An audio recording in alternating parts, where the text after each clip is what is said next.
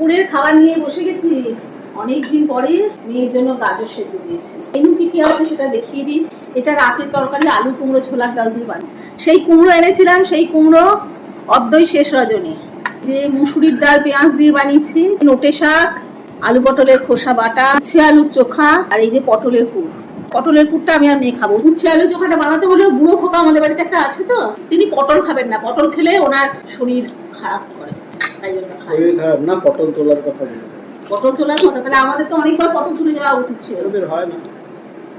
আমি বেঁচে আছি যতদিন, ততদিন তুমি ভালো থাকবে।